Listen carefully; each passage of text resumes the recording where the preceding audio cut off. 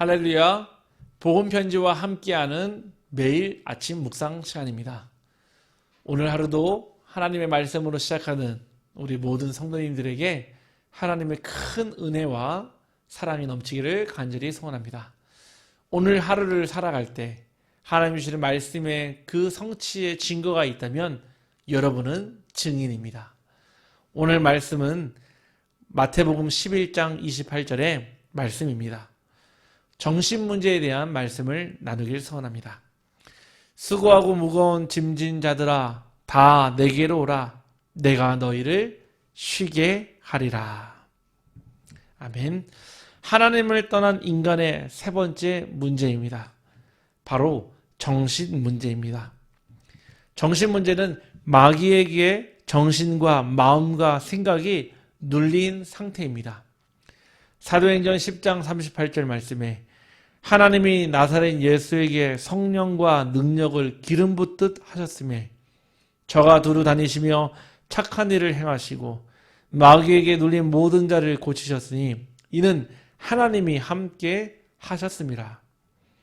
오늘의 말씀처럼 수고하고 무거운 짐진 자들아 다 내게로 오라. 내가 너희를 쉬게 하리라. 결국 정신의 문제는 정신의 분열, 망각, 환각, 다중인격, 주의력 결핍, 수면장애, 노이로제, 우울, 또 조울증, 양극성 장애, 여러 가지 강박증, 즉 수많은 정신의 질환으로 나타납니다. 정신의 문제를 가지게 되면은 생각이 굉장히 많아집니다. 근데 그 생각이 막 여러 가지 많은 생각들이 따라다니는데 많은 잡념들이 생기는데 그 가운데 내 생각이 머무는 곳에 사람은 집착하게 되어 있습니다. 어떤 사람은 남편에게 의부증, 어떤 사람은 아내에게 의처증, 어떤 사람은 어떤 사물에게 강박증, 어떤 사람은 마음의 문을 닫고 어떤 사람과 소통하게 하지를 절대 원치 않는 자폐증. 이처럼 사람에게 찾아온 정신의 문제가 많은 생각 속에 머무는 그 집착, 결국은 중독되어지는 그 문제들이 있는 것입니다. 그러면서 우리의 마음의 상태가 우울하며 불안하며 권태이며 신경질적이며 강박과 분노 조절 장애와 화병, 충동 이러한 일들이 일어나는 것입니다. 요즘에 일어나는 범죄의 추이와 형태를 보면은 묻지마 범죄가 굉장히 많습니다. 즉 아무런 동기 없이 일어나는 살인사건, 그냥 칼 들고 나와서 아무나 찌르는 그냥 불특정 대상하게 이뤄지는 범죄들이 왜 많아지냐? 결국 하나님을 떠난 인간의 세 번째 정신 문제이기 때문에 그렇습니다. 병원에 가도 결국 약을 먹지만 그 약은 완치를 위한 약이 아닙니다. 다만 지금에 있는 감정을 조절할 수 있도록, 다만 그 조절하는 능력을 배양할 수 있도록 도와주는 약일 뿐이지 절대 정신 문제는 완치란 없습니다.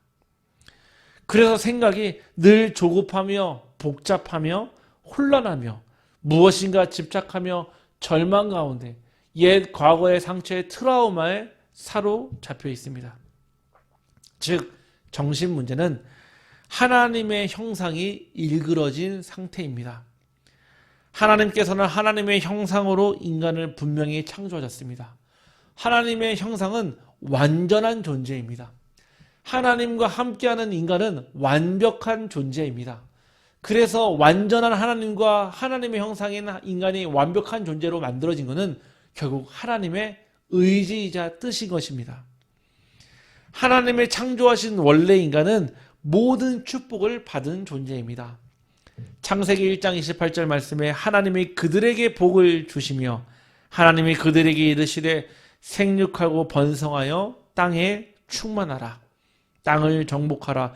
바다의 물고기와 하늘의 새와 땅에 움직이는 모든 생물을 다스리라 하시니라. 인간에게는 생육하고 번성하며 충만하며 정복하고 다스리는 축복을 원래 주셨습니다. 하나님이 보시기에도 심히 좋았던 우리는 걸 작품이었습니다.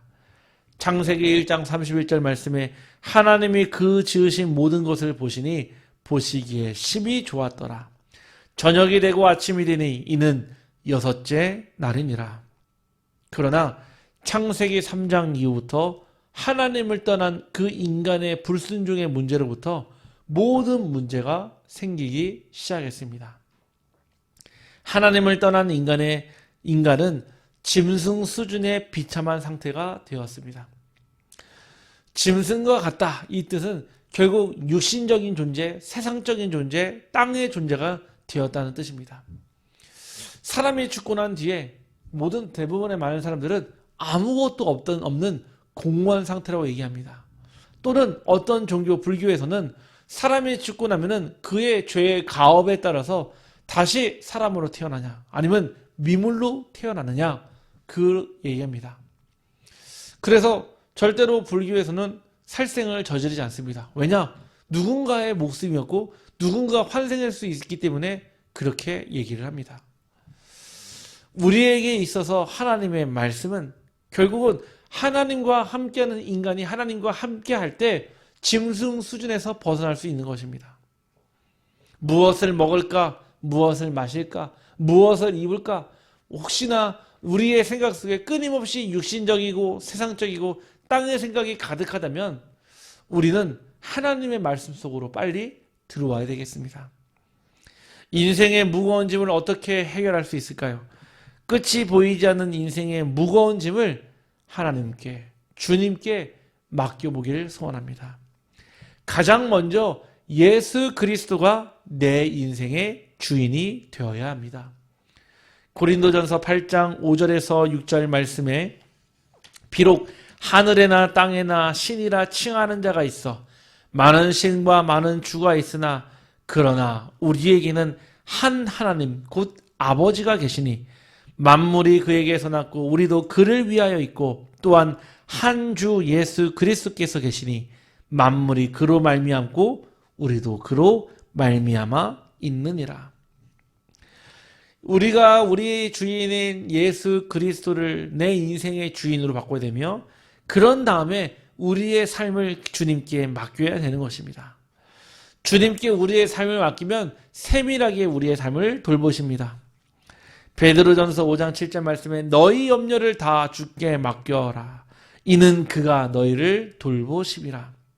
주님께 맡기면 날마다 내 짐을 대신 짊어져 주십니다. 시편 68편 19절 말씀에 날마다 우리 짐을 지시는 주 곧 우리의 구원이신 하나님을 찬송할지어다.